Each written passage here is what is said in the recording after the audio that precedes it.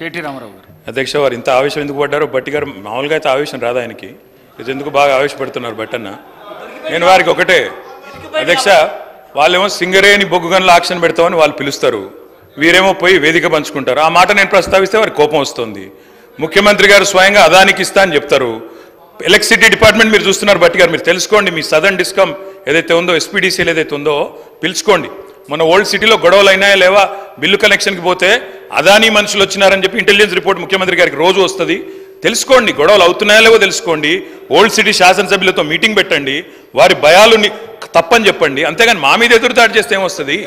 అయ్యా ఇప్పుడు మేము ఏమన్నా తప్పులు చేసింటే, పొరపాట్లు చేసింటే దానికే కదా మమ్మల్ని శిక్షించి ఇక్కడ కూర్చోబెట్టారు. ఇప్పుడు మీరు సరిగ్గా చేయండి.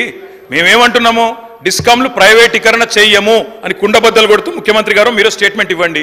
అదానికి అప్పచెప్పము అని స్టేట్మెంట్ ఇవ్వండి. అదానికి బెదరము అని స్టేట్మెంట్ ఇవ్వండి. అది ఎందుకు మాట్లాడట్లేదు మీరు? ఎందుకు భయపడుతున్నారు? ఎవరి కోసం భయపడుతున్నారు? మళ్ళీ ఎదురుదాడి ఎందుకు దాని మీద? దయచేసి నేను మిమ్మల్ని కోరేది ఒకటే, మేము ఆనాడైనా ఈనాడైనా పబ్లిక్ సెక్టర్ అండర్టేకింగ్స్ విషయంలో వీ హ్యావ్ అబండెంట్ క్లారిటీ.